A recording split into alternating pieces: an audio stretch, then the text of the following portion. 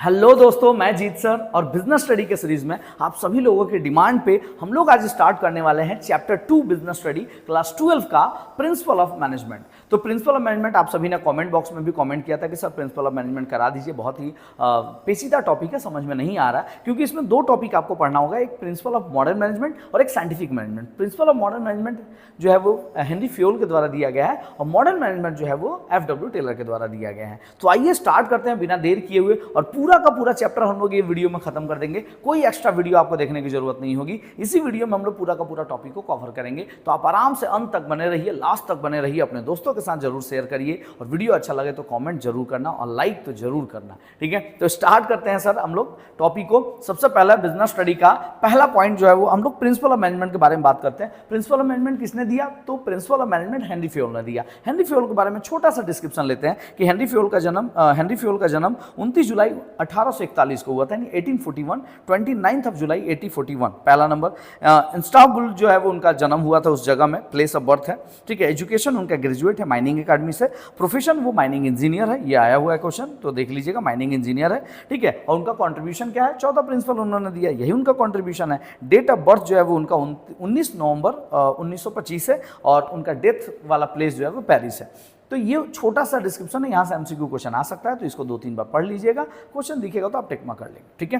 क्योंकि जब F.W.. Taylor पढ़ेंगे तो कंफ्यूजन होगा, क्योंकि दोनों का मिक्सअप हो जाएगा, उसका जन्म, इसका जन्म, उसका डेथ, इसका death, death of place mix up हो जाएगा। इसीलिए अभी पढ़ेंगे तो आपको अच्छा लगा, लेकिन सेकंड वाला जब एफ.डब्ल्यू. टेलर पढ़ेंगे तो थोड़ा सा कंफ्यूजन होगा, तो दोनों को सेपरेट रखिएगा, ठीक है। तो स्टार्ट करते हैं सर प्रिंसिपल ऑफ मैनेजमेंट में। 1, 2, 4, 5, 10 नहीं बल्कि 14 प्रिंसिपल ऑफ मैनेजमेंट उन्होंने दिया। और आप भी किसी कंपनी में एज ए मैनेजर ज्वाइन करते हैं तो आपके लिए सबसे बड़ा टेंशन होता है कि कैसे मैनेज करें भाई, स्टार्ट कहां से करें। तो आप ये 14 प्रिंसिपल को अप्लाई करके अपने हेडक को कम कर सकते हैं। Principle of management Henry Fayol ने आपके बहुत सारे प्रेशर को कम कर दिया, यानी मैनेजर का सारा काम आसान कर दिया, क्योंकि मैनेजर ये 14 प्रिंसिपल अगर अपनी फैक्ट्री में, इंडस्ट्रीज में या बिजनेस में अप्लाई करता है तो उसको बहुत सारा फायदा होगा, और बिना कुछ किए ही काफी सारी चीजों का प्रॉब्लम का सॉल्यूशन मिल जाएगा। तो स्टार्ट करते हैं पहला नंबर, जिसमें दिया हुआ division of work. Division of work कहने का मतलब होता है कार्यों का विभाजन, हिंदी में बोले तो काम का विभाजन। डिवीजन ऑफ वर्क कहने का मतलब होता है कि काम को बांट दो। पहला principle of management Henry Fayol ने दिया कि आप फैक्ट्री में जाते जाते सबसे पहले हर एक आदमी का काम को डिस्ट्रीब्यूट करिए,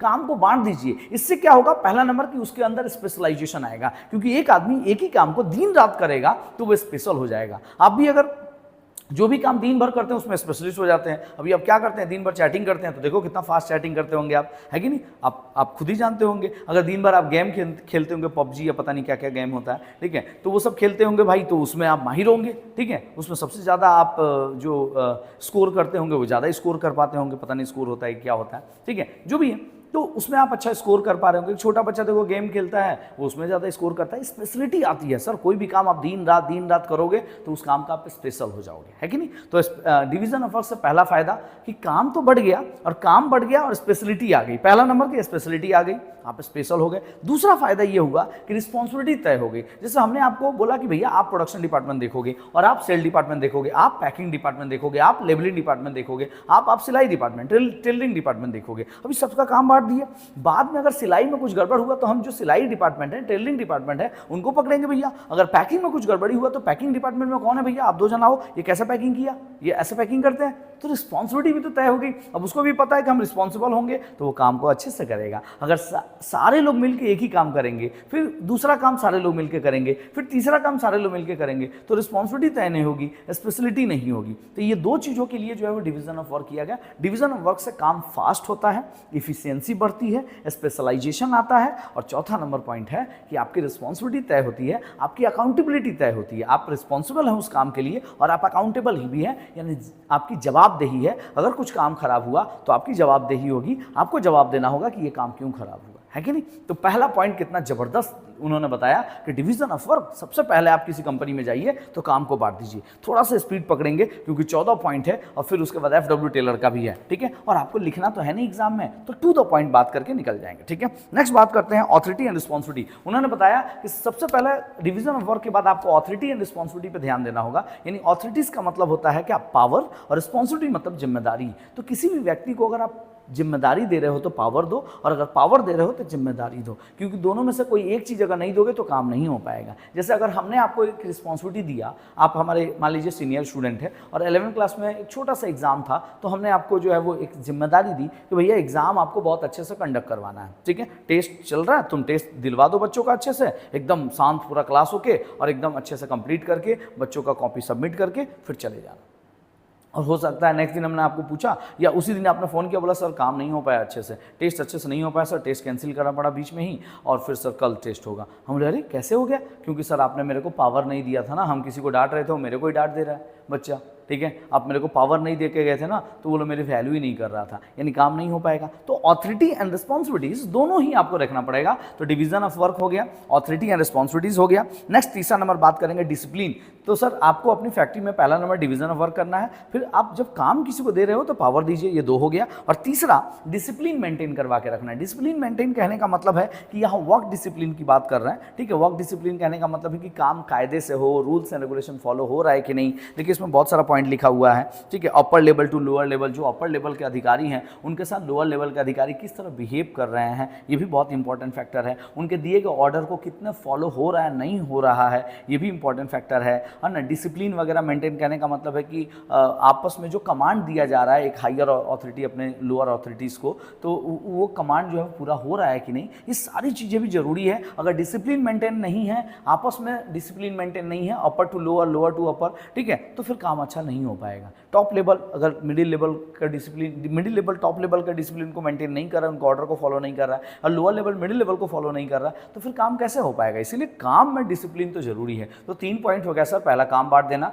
दूसरा ऑथोरिटी एंड रिस्पॉन्सिबिलिटी, और तीसरा डिवीजन ऑफ वर्क, यानी तीसरा आपका हो गया कौन सा, डिसिप्लिन, ठीक है। चौथा नंबर हो गया unity of command. Unity of command किसको बोलते हैं? जो कमांड यानी आदेश, जो हम लोग कमांड देते हैं, अब एनसीसी वगैरह अगर किए होंगे तो आप सुनते हो ना कमांड देना, तो जो कमांड जा रहा है यानी जो आदेश आप दे रहे हैं उसको क्या होनी चाहिए, यूनिटी होनी चाहिए। कहने का मतलब है कि एक एम्प्लॉय के ऊपर या एक डिपार्टमेंट में एक ही सुपरवाइजर रखिए या एक ही जो है वो अधिकारी रखिए जो हायर ऑथोरिटीज हो, यानी कि 2-3 सुपरवाइजर रख दिए। अब एक सुपरवाइजर आके कुछ बोल रहा है कि एक काम करो, पहले लेबलिंग कर लो फिर पैकिंग होगा, एक जना है बोला नहीं नहीं पहले पैकिंग करो फिर लेबलिंग होगा, तो फिर कैसे काम कर पाएगा एम्प्लॉय। तो बोला कि जो आप ऑर्डर दे रहे हैं, मतलब जो कमांड दे रहे हैं, वो क्या होनी चाहिए, यूनिटी होनी चाहिए, एक होनी चाहिए। और एक तभी होगा जब एक डिपार्टमेंट में एक ही अधिकारी होगा। तो पूरे डिपार्टमेंट के लिए एक ऑफिसर बनाइए, एक सुपरवाइजर बनाइए, फोरमैन बनाइए, चार्जमैन बनाइए, या जो भी मैनेजर, डिपार्टमेंटल मैनेजर बनाइए, जो भी बनाइए, लेकिन उसका काम का जो ऑर्डर देने का जो है वो एक ही होना चाहिए, ठीक है।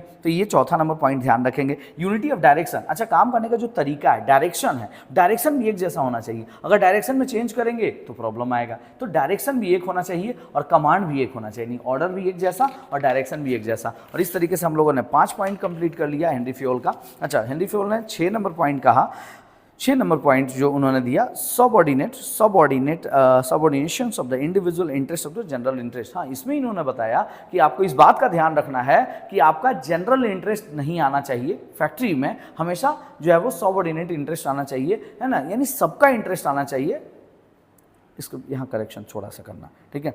हाँ, यहाँ पे आपको ध्यान देना होगा। 6 नंबर पॉइंट हम लोग पढ़ते हैं जिसमें दिया हुआ subordinations of the individual interest to the general interest, यानी आपका इंडिविजुअल इंटरेस्ट नहीं होना चाहिए, जनरल इंटरेस्ट होना चाहिए। कहने का मतलब ये है इंडिविजुअल इंटरेस्ट नहीं होना चाहिए, जनरल इंटरेस्ट होना चाहिए। इसका मतलब है कि अगर आप फैक्ट्री में काम कर रहे हैं तो अपने बारे में मत सोचिए कि हम यहाँ से कुछ लेके घर चले जाएंगे, वहाँ से थोड़ा सा पैसा बचा लेंगे, ऐसा नहीं करेंगे, है ना। इसमें आपको क्या करना होगा, जनरल इंटरेस्ट को ध्यान रखना होगा, यानी सबका फायदा हो, सबका मतलब कि फैक्ट्री का फायदा हो, है ना, बिजनेस का फायदा हो, अपना फायदा नहीं देखना है, ठीक है। तो इस बात का आप ध्यान रखेंगे। नेक्स्ट जो है वो बात करते हैं 6 नंबर के बाद 7 नंबर पॉइंट जिसमें दिया हुआ रेम्युनरेशन टू द एम्प्लॉय। ये सबसे इंपॉर्टेंट चीज होता है, remuneration to the employ. Henri Fayol के अनुसार जो एम्प्लॉय को रेम्युनरेशन दे रहा है, रेम्युनरेशन बोले तो sir salary, wages, commission, bonus, जो कुछ भी आप दे रहे हैं वो हमेशा ध्यान रखिए कि एप्रोप्रिएट होना चाहिए, है ना, पर्याप्त होना चाहिए, सेटिस्फैक्ट्री होना चाहिए, ठीक है। कहने का मतलब ये है कि अगर आप किसी एम्प्लॉय से दिन भर काम करवा रहे हैं, 8 घंटा काम करवा रहे हैं और उसको 100 रुपया थमा दिए, 50 रुपया दे दिए, तो वो सेटिस्फैक्ट्री तो नहीं है ना,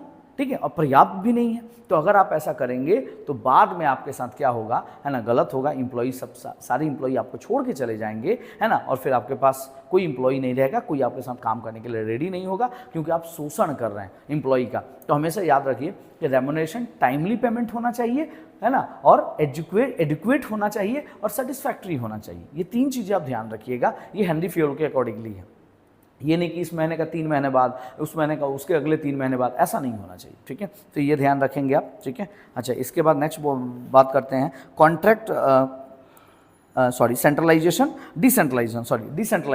तो डिसेंट्रलाइजेशन यानी सेंट्रलाइजेशन एंड डिसेंट्रलाइजेशन। लेकिन आपको बता दें कि हेनरी फ्योल ने सेंट्रलाइजेशन के बारे में बोला, डिसेंट्रलाइजेशन के बारे में उन्होंने नहीं बोला। तो हेनरी फ्योल के अनुसार कि पूरी फैक्ट्री में सेंट्रलाइजेशन होना चाहिए। सेंट्रलाइजेशन कहने का मतलब है कि सारा पावर अपने हाथ में रखिए, डिसीजन वाला पावर, कि क्या डिसीजन लेना है, कैसे करना है, नहीं करना है, ये सारी चीज़ें अपने कंट्रोल में रखना चाहिए। ये सेंट्रलाइजेशन का पार्ट है। लेकिन कुछ लोग इसका जो है वो विरोध करते हैं, कुछ लोग इसको जो है वो ये बताते हैं कि ये सही नहीं है, मतलब क्रिटिसाइज करते हैं कि मतलब सेंट्रलाइज नहीं होना चाहिए, डिसेंट्रलाइज होना चाहिए, है ना, कि भाई थोड़ा थोड़ा पावर बांट देना चाहिए। सारा चीज़ अपने सर पे लोगे तो अपना बोझ भी बढ़ेगा, है ना, वर्क लोड भी बढ़ेगा, और प्लस जो है वो एम्प्लॉई के बीच में या जो आपके जूनियर लेवल के ऑफिसर हैं उन लोगों के बीच में जो है वो सेटिस्फैक्शन नहीं होगा। वो लोग को लगेगा कि भाई सब कुछ तो खुद ही डिसीजन ले रहे हैं, हम लोग का तो कोई वैल्यू ही नहीं है। तो सेंट्रलाइजेशन नहीं होना चाहिए, डिसेंट्रलाइजेशन होना चाहिए। लेकिन हेनरी फ्योल के अनुसार क्या है, सेंट्रलाइजेशन होना चाहिए। तो ये हमारा पॉइंट नंबर कितना हो गया, 8। 9 नंबर पॉइंट आता है स्केलर चेन। स्केलर चेन कहने का मतलब अगर बात करें तो एक चैन बनना चाहिए जो स्केलर चैन है। जैसे ये हमारे क्या हो गए,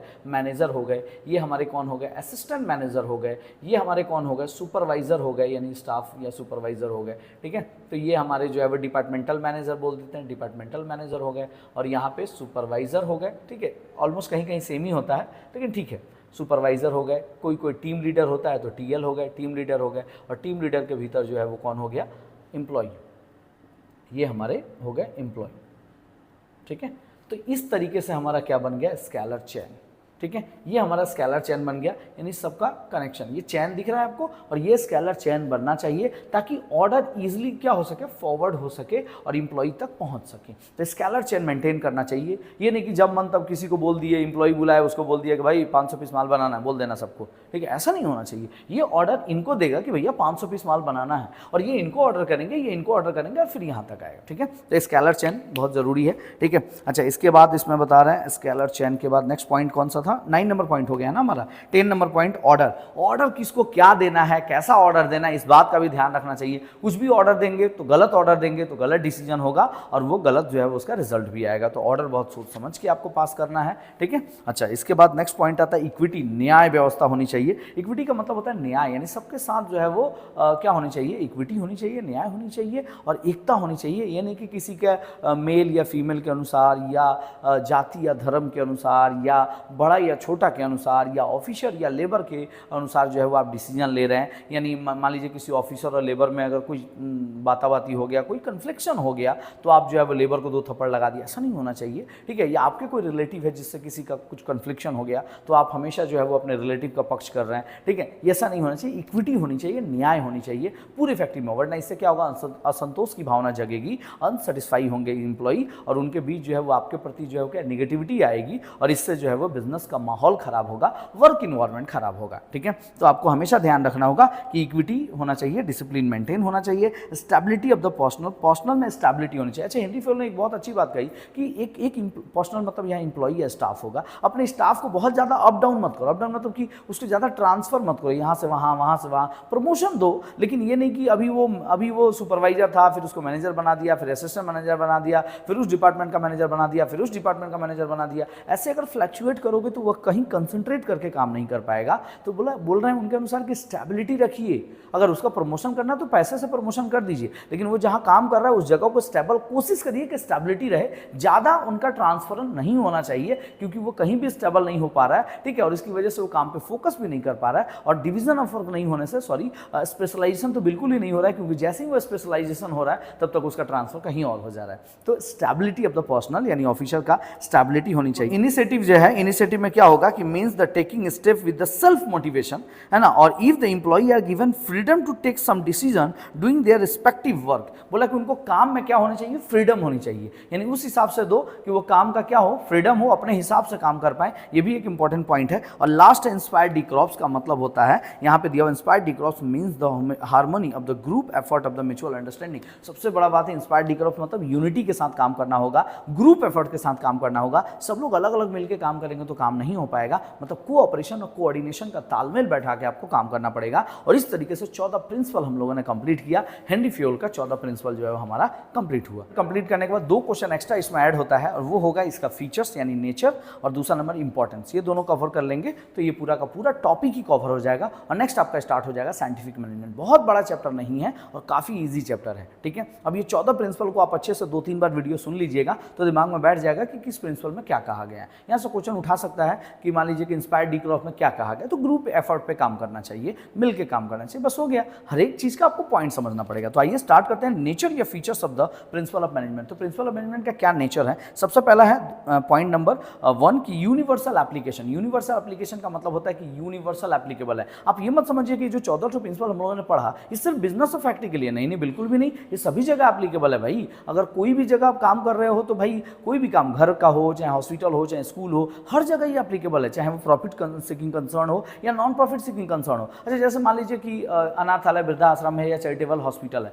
तो हॉस्पिटल में भी तो भाई सबका काम बांटना होगा, सबको डिसिप्लिन मेंटेन रखना होगा, तो ये यूनिवर्सल प्रोसेस है, सभी जगह एप्लीकेबल है, ठीक है। तो ये ध्यान रखिएगा, पहला पॉइंट। दूसरा जनरल गाइडलाइन है। हाँ, 14 प्रिंसिपल क्या है, प्रिंसिपल का मतलब एक्चुअल में यहाँ क्या है, गाइडलाइन है, ठीक है। उन्होंने गाइडलाइन दिया और इस गाइडलाइन पे फॉलो करते हैं। हो सकता है कोई प्रिंसिपल किसी बिजनेस पे एप्लीकेबल नहीं भी हो, ऐसा हो सकता है, ठीक है, नहीं एप्लीकेबल होगा, कोई बात नहीं, 10 तो अप्लाई होगा, 12 अप्लाई होगा, तो एक गाइडलाइन है, अगर इसको फॉलो करते हैं तो बिजनेस बहुत अच्छा जाएगा, ग्रोथ अच्छा होगा बिजनेस का। तो ये जनरल गाइडलाइन है। फ्लैक्सिबिलिटी, जी बिल्कुल, अभी तो बता रहे थे कि सभी जगह ये एप्लीकेबल नहीं होगा, हो भी सकता है, नहीं भी हो सकता है, तो फ्लैक्सिबल है। जरूरी नहीं है कि अप्लाई होगा तो 14 ही होगा, नहीं तो नहीं होगा, 12 अप्लाई हो सकता है, 10 अप्लाई हो सकता है, और अलग अलग सर्कमस्टेंस में, अलग अलग सिचुएशन में आप क्या कर सकते हैं, उसको चेंज कर सकते हैं, ठीक है।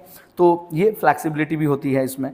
Relative but not absolute, mainly behaviour और causes of the effect of the relationship. Causes effect relationship है, यानी अगर आप जिस तरह से अप्लाई करते हैं उसी के इफेक्ट में जो है वो आपको उसका रिजल्ट मिलेगा, ठीक है। तो कॉजेज एंड इफेक्ट रिलेशनशिप है और ये 4-5 पॉइंट हो गया अप्रॉक्स। अच्छा, इंपॉर्टेंस में आ जाते हैं। Providing the useful insight, providing the useful insight, optimum utilization of resource. इसका फायदा ये है कि यूजफुल इनसाइट, बोला कि यूजफुल मटेरियल आपको मिल गया, यूजफुल पॉइंट्स आपको मिल गए, यूजफुल गाइडलाइंस आपको मिल गया, जिसकी वजह से आप बिजनेस को जल्द से जल्द जो है वो क्या करते हैं, मैनेज अच्छा कर पाएंगे। मैनेजर का काम आसान हो गया सर, आपको बैठ के सोचना नहीं पड़ेगा कि हम क्या करें, आपको ये 14 प्रिंसिपल पहले अप्लाई करना है, उसके बाद आप सोचिए क्या करना है, ठीक है। इतना के लिए तो आपको टाइम भी लग जाएगा, अच्छा खासा 2-3 महीना आपको लग जाएगा इन सभी चीज़ों को मेंटेन करने में। उसके बाद बोला ऑप्टिमम यूटिलाइजेशन ऑफ रिसोर्स। अच्छा, ये 14 प्रिंसिपल अगर आप अच्छे से अप्लाई कर देते हैं तो आपका जो रिसोर्स है, चाहे वो रॉ मटेरियल हो, चाहे वो मशीन हो, चाहे वो लेबर हो, उसका यूटिलाइजेशन आप बहुत अच्छा कर पाएंगे, ऑप्टिमम यूटिलाइजेशन कर पाएंगे। तो ये दूसरा पॉइंट हो गया। साइंटिफिक डिसीजन, साइंटिफिक डिसीजन का मतलब है कि एक साइंटिफिक रूल्स से रिलेटेड डिसीजन है,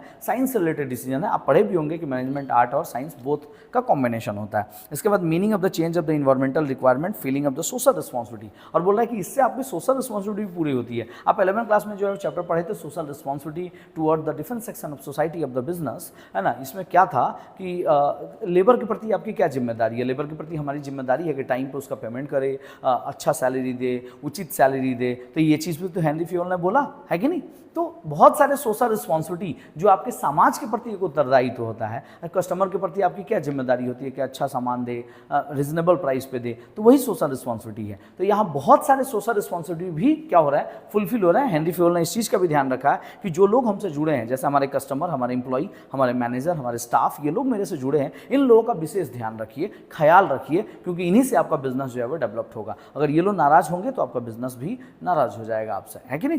तो ये एक और अच्छा फायदा हो गया कि सोशल रिस्पॉन्सिबिलिटी पूरा होता है। रिसर्च एंड एजुकेशन, रिसर्च वगैरह वर्क भी हो सकता है इसमें, अलग अलग चीज़ों पे रिसर्च किया जा सकता है। तो ये हमारा हो गया क्या, फायदा। तो हमने अभी 3 क्वेश्चन कंप्लीट कर लिया। हेनरी फ्यूल टोटल 4 किया, हेनरी फ्यूल की बायोग्राफी भी हम लोगों ने कवर किया और इसके साथ साथ हेनरी फ्यूल के प्रिंसिपल 14 ठो कंप्लीट किया, साथ में हम लोगों ने फीचर्स कंप्लीट किया और उसके साथ हम लोगों ने उसका एडवांटेज भी कंप्लीट किया। अभी नेक्स्ट हम लोग बात करेंगे हेनरी फ्यूल के बाद, नेक्स्ट टॉपिक हमारा आएगा, है ना, scientific management of scientific management.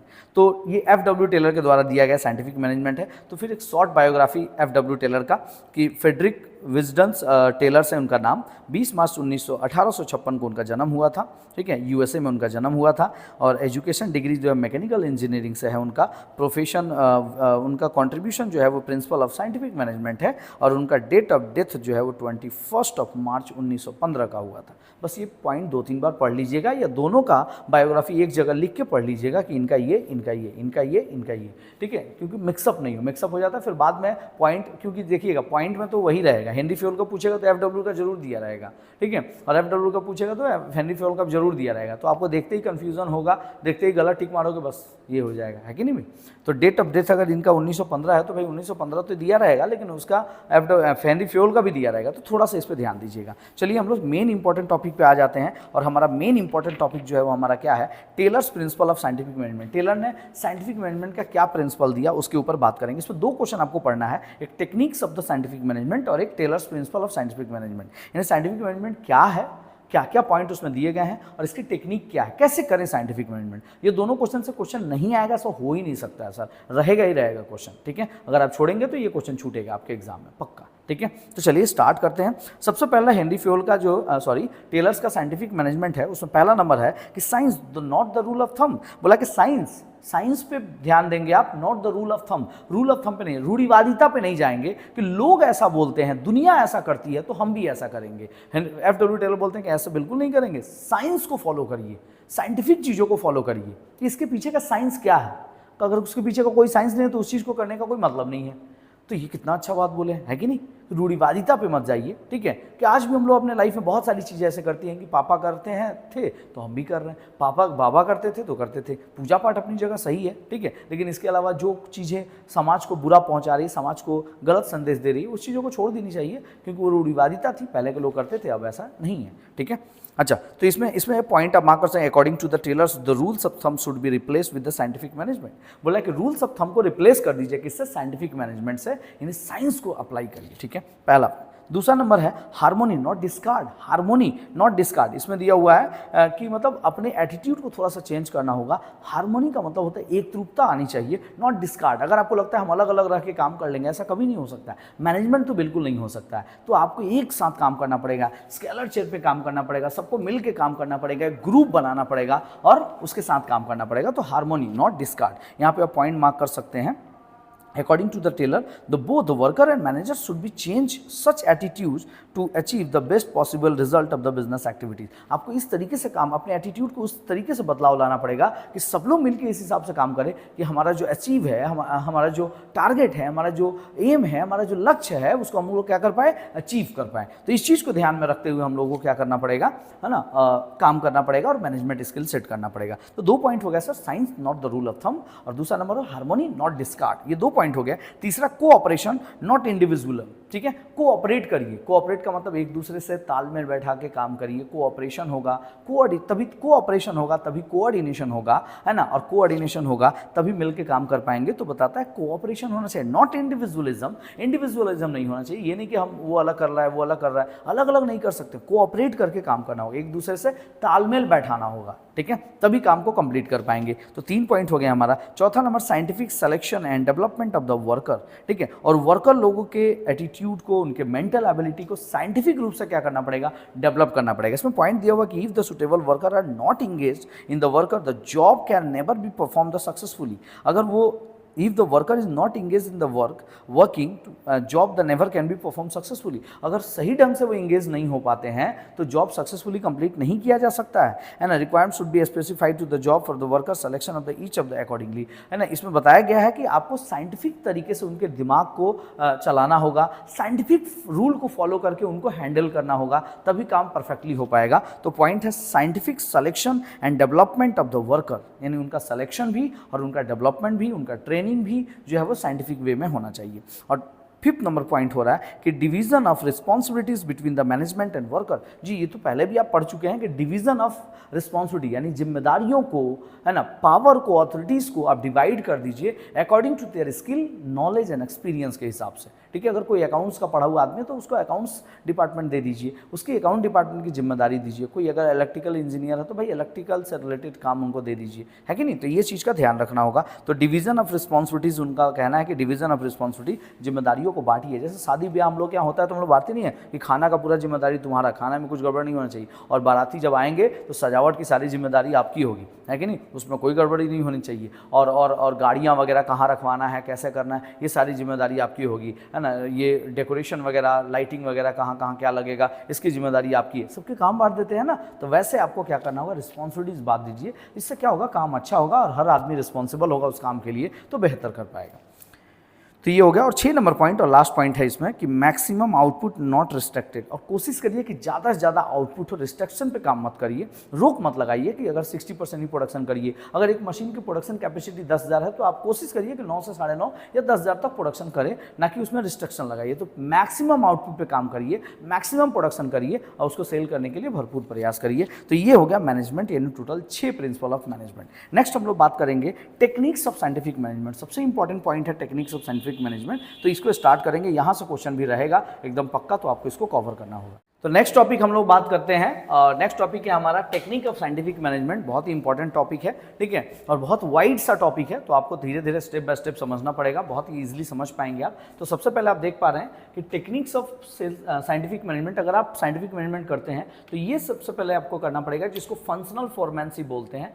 Functional फॉर्मेंशिप का मतलब होता है कि फंक्शन वाइज जो है वो आपको काम करना पड़ेगा। इसके भीतर 2 डिपार्टमेंट बनाए गए हैं, एक फॉर द प्लानिंग डिपार्टमेंट और एक फॉर प्रोडक्शन डिपार्टमेंट, यानी प्लानिंग डिपार्टमेंट और प्रोडक्शन डिपार्टमेंट। प्लानिंग डिपार्टमेंट क्या करता है, प्लान करता है, और इसके भीतर 4 जो है वो क्या बना दिए गए, क्लर्क बना दिए गए, ठीक है, जिसका नाम root clerk, instruction card clerk, disciplinary clerk और टाइम कॉस्ट क्लर्क। ये 4 क्लर्क काम करेंगे, यानी 4 लोग काम करेंगे। टोटल फंक्शनल फॉर्मेंशिप में FW टेलर के अनुसार यहाँ पे 4 और यहाँ पे 4, यानी कितने लोग होंगे, कितने बॉस होंगे, 8, यानी टोटल जो है वो 8 बॉस जो है वो होंगे, और ये लोग क्या करेंगे, काम करेंगे, ठीक है। यहाँ भी 4 और यहाँ भी 4, ठीक है। किसका क्या काम होगा यही समझना है, और MCQ में यही क्वेश्चन आएगा, ठीक है। तो फंक्शनल के 2 पार्ट हो गए, एक प्लानिंग और एक प्रोडक्शन, ठीक है। प्लानिंग के भीतर रूट क्लर्क, रूट क्लर्क में क्या होगा भाई, तो रूट क्लर्क जो है वो आपको रूट बताएगा, यानी काम का सीक्वेंस बताएगा। यहाँ पे हम लोग कीवर्ड्स भी बोल रहे हैं, बस कीवर्ड्स को आप कहीं पे लिख के रख लीजिएगा। तो कीवर्ड से रूट क्लर्क का कि root clerk fix up the sequence and step for the performance of the job, बस हो गया, है ना। रूट क्लर्क क्या करता है, सीक्वेंस या परफॉर्मेंस ऑफ द जॉब को तय करता है कि क्या रूट होगा, क्या सीक्वेंस होगा, क्या परफॉर्मेंस का क्या जो है वो स्टेज होगा, ठीक है। तो ये पहला नंबर। दूसरा instruction card clerk. Instruction card clerk क्या करेगा, इंस्ट्रक्शन बनाएगा ना कि किसको क्या इंस्ट्रक्शन देना है, कौन से इंस्ट्रक्शन पे कौन आदमी काम करेगा। ये इसका कीवर्ड्स क्या होगा, prepare, instruction clerk prepare the instruction card for the worker and hand them over of the two the gang boss. तो इंस्ट्रक्शन कार्ड बनाता है, इंस्ट्रक्शन करता है, ठीक है, इंस्ट्रक्शन कार्ड बनाएगा और इसमें लिखा रहेगा कि मिस्टर ए जो है वो का क्या इंस्ट्रक्शन है, मिस्टर बी का क्या इंस्ट्रक्शन है, ये सारी चीज़ें लिखी रहेगी, और ये गैंग बॉस को ट्रांसफर कर देता है, ठीक है। गैंग बॉस क्या होता है बाद में बात करेंगे, ठीक है। तो रूट क्लर्क क्या करता है, रूट बताता है, सीक्वेंस बताता है काम का, और इंस्ट्रक्शन कार्ड क्लर्क क्या करता है, इंस्ट्रक्शन बताता है कि किसको क्या इंस्ट्रक्शन दिया गया और कौन किस इंस्ट्रक्शन पे काम करेगा, ठीक है। और तीसरा नंबर आता है आपका डिसिप्लिनरी, यानी foreman's maintain the discipline in the factory so that the production target may be achieve.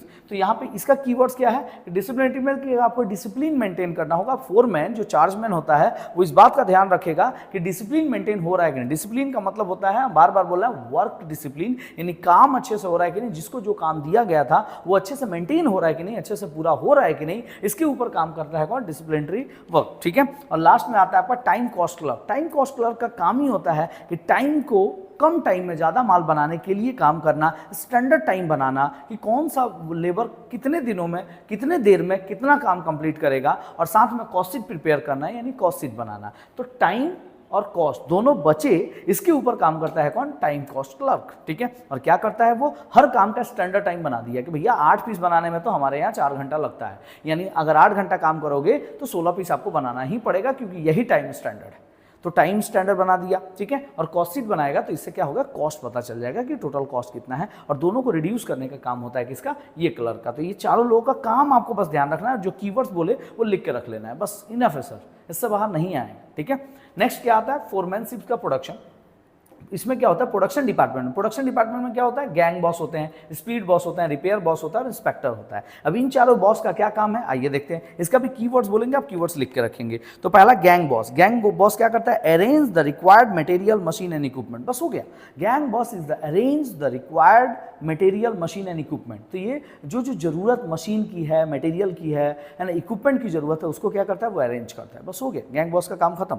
दूसरा क्या आता है, स्पीड बॉस। स्पीड बॉस नाम से पता चल रहा है कि स्पीड को मेंटेन करेगा, यानी speed boss is responsible to the speed boss is ensure that all the work and performance their job at the expected speed, यानी एक्सपेक्टेड स्पीड। एक्सपेक्टेड स्पीड का मतलब क्या हुआ, जैसे अभी ये बोले ना कि 8 पीस बनाने में तो 4 घंटा लगता है हमारे यहाँ, तो ये एक्सपेक्टेड स्पीड है, उसके अकॉर्डिंगली काम हो रहा है कि नहीं, इसको चेक करता है कौन, स्पीड बॉस, ठीक है। तो ये मेंटेन करवाने का काम स्पीड बॉस का है। नेक्स्ट आता है रिपेयर बॉस। अब रिपेयर बॉस तो आप समझ ही गए कि रिपेयरिंग से रिलेटेड, यानी सारी चीजें फंक्शनिंग अच्छे से कर रही कि नहीं, यानी कि खराब हो गया तो रिपेयर करवाता है, नहीं नहीं भाई, वो पहले से ही वो रिपेयर रखता है चीज़ों को ताकि वो खराब ही ना हो, यानी सारा मशीन, सारा फर्नीचर, सारा इक्विपमेंट वगैरह अच्छे से काम कर रहा है कि नहीं, इस चीज़ों की देखभाल करना, इस चीज़ों को मेंटेन करना रिपेयर बॉस का काम होता है, ठीक है। तो ये रिपेयर बॉस में मार्क करेंगे। इसमें क्या मार्क करेंगे, repair boss is the keep to machine and equipment is the working condition, ये वर्किंग कंडीशन में है कि नहीं, ये चेक करना, मेंटेन करना रिपेयर बॉस का काम है। और नेक्स्ट होता है इंस्पेक्टर। तो इंस्पेक्टर में क्या होता है, to check the quality of the product with the standard fix by the planning department.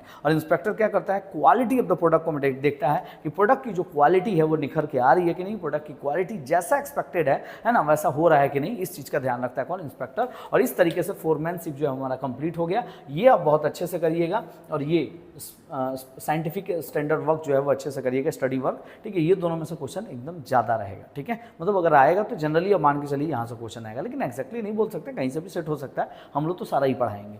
तो ये हमारा कंप्लीट हो गया। नेक्स्ट आता है स्टैंडर्डाइजेशन। स्टैंडर्डाइजेशन का मतलब होता है कि कुछ बॉस ऐसे होंगे जो क्या करेंगे, ये मेंटेन करेंगे कि ये सारी चीज़ें स्टैंडर्ड वे में है कि नहीं, यानी स्टैंडर्ड है कि नहीं, यानी रॉ मटेरियल का अपना स्टैंडर्ड है, रॉ मटेरियल खराब होगा प्रोडक्ट खराब हो जाएगा, तो कंपनी अपना स्टैंडर्ड मेंटेन कर रही है कि नहीं, इस चीज़ को चेक करना। और क्या चीज़ में, रॉ मटेरियल का स्टैंडर्ड, प्रोडक्ट का स्टैंडर्ड, माल जब बन के रेडी हो जाएगा तो इक्विपमेंट का स्टैंडर्ड, और method of the production standard वे में हो रहा है कि नहीं, इस चीज़ों को चेक करना स्टैंडर्डाइजेशन होता है, बस इतना ही है, ठीक है। सिंप्लिसिटी तो बहुत ही सिंपल है सर। सिंप्लिसिटी बताता है कि सिंपल प्रोसीड्यूर को मेंटेन करना चाहिए, सिंपल प्रोसीड्यूर को मेंटेन, ज़्यादा कॉम्प्लिकेटेड नहीं बनाना चाहिए प्रोडक्शन प्रोसेस को, ठीक है। यानी जो माल बना रहे हैं उसको बहुत ही सिंपल और साफ सुथरा रखना चाहिए। कहने का मतलब है कि जैसे यहाँ पे एग्जांपल देखिए दिया हुआ है कि अगर आप कोई शूज़ बना रहे हैं, शूज़ का साइज़ क्या होता है, 0, 1, 2, 3, 4, 5, 6 ऐसा दिया हुआ बुक में, ठीक है। और अगर बोल रहा है कि मान लीजिए कि आप शूज़ का साइज़ बनाते हैं 1.5, 2.5, 3.5, 4.5, 4.5, 4.5, 3.5, तो कितना अजीब लगता है ना।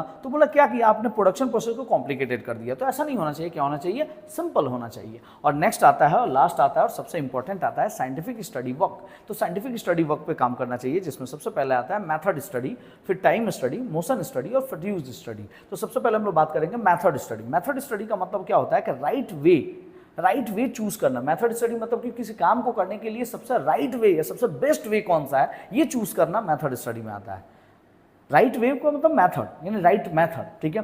टाइम स्टडी का मतलब होता है किसी काम का स्टैंडर्ड टाइम डिसाइड करना। टाइम स्टडी आप पढ़े होंगे कॉस्ट एंड टैक्स में, अगर आपका सब्जेक्ट हुआ तो आप पढ़े होंगे, नहीं भी पढ़ेंगे तो कोई बात नहीं, हम लोग बता रहे हैं। टाइम स्टडी का मतलब होता है टाइम को स्टडी करना, यानी किसी काम को करने में कितना टाइम लगता है ये स्टडी करना टाइम स्टडी का काम होता है। और इसके लिए जो है वो कंपनी क्या करती है, एक ही काम को 10 लोगों को दे दिया कि भैया 8 पीस बना के दिखाओ, तो कितना टाइम लग रहा है तुम्हारा, वो बोला सर मेरा 9 घंटा लगा, ठीक है जाओ। नेक्स्ट दिन उस काम को किसी और इंप्लॉय को दिया, बोला तुम बनाओ 8 पीस, वो 10 घंटे में बना दिया, ठीक है। एक और इंप्लॉय को दिया, वो 8.5 घंटे में बना दिया, एक और इंप्लॉय 9.5 घंटे में बना दिया। तो एवरेज हमको पता चल गया कि यार इस काम को करने में ना 9 घंटा लग रहा है, ठीक है, 9 घंटा तो लगेगा ही लगेगा, ठीक है। तो ये होता है टाइम स्टडी करना, ठीक है। मोशन स्टडी में क्या होता है, किसी काम को करने में जितने टाइम वेस्टेज होते हैं, ठीक है, यानी उसको हम लोग मोशन स्टडी बोलते हैं। यानी मोशन करने में जो भी टाइम जाता है उसको मोशन स्टडी बोलते हैं। जैसे कि मान लीजिए कि एक प्रिंटर लगाए हैं, अब एक कंपनी में एक ही प्रिंटर रहता है या 2 प्रिंटर होता है, और वही कनेक्टेड होता है सारे कंप्यूटर से। अब जिसको भी प्रिंट मारना है वो वहाँ प्रिंट कर दिया और वहाँ से जाके लेना पड़ेगा। अब जाके वहाँ से प्रिंटर लेके फिर कस्टमर को दे रहे हैं, फिर एक प्रिंट किए, फिर गए ला के दिए कस्टमर को, कितना टाइम वेस्ट हो रहा है ना। आप भी घर में पढ़ने बैठते होंगे तो एक बार पढ़ने बैठे एकदम आराम से पूरा फिट होकर भाई अब पढ़ेंगे, एकदम 2 घंटे से पहले उठेंगे उठेंगे नहीं। तब तो पता चला कि जा पेंसिल लेके बैठे ही नहीं, तो पेंसिल लेने गए। ठीक है, अभी जस्ट मुश्किल से 10 मिनट पढ़े तो लगा प्यास लग रहा है भाई, पानी पी लेते, तो पानी पीने गए। ठीक है, फिर लगा कि यार पेंसिल अच्छा नहीं चल रहा, मोटा चल रहा है, शार्पनर होता साफ कर लेते, तो फिर गए शार्पनर लाने। तो भैया पूरा का पूरा स्टेशनरी बॉक्स ही रख देते अपने पास। इसका मतलब है कि कंपनी में भी पूरा का पूरा प्रिंटर जो है वो वहाँ पे लगा दो जहाँ पे सबसे ज़्यादा प्रिंटिंग की ज़रूरत होती है, और ये कैमरा से लगा के और उसको वॉच किया जाता है। कंपनी वॉच करती है कि कौन से काम में ज़्यादा वेस्ट हो रहा है ना, और ये मोशन स्टडी कहलाता है। ठीक है, जो मोशन पे स्टडी करते हैं हम लोग। ठीक है, कितना बार मोशन हो रहा है, कितना बार आ रहे हो जा रहे हो किसी काम को करने में, जो वेस्टेज टाइम हो रहा है, और उस चीज़ को कंपनी क्या करती है, कोशिश करती है कि ज़्यादा से ज़्यादा क्या करे, सॉल्व कर सके। जैसे मान लीजिए अलमारी है और उसमें बहुत सारा फाइल रखा हो, अब बार बार उठ रहे हो, फाइल से निकाल रहे हो, फिर काम कर रहे हो, फिर जाके फाइल रख रहे हो, तो भैया वो पूरा अलमारी ही यहाँ लगा देते हैं, है कि नहीं। तो ये चीज़ों को ध्यान में रखना होगा।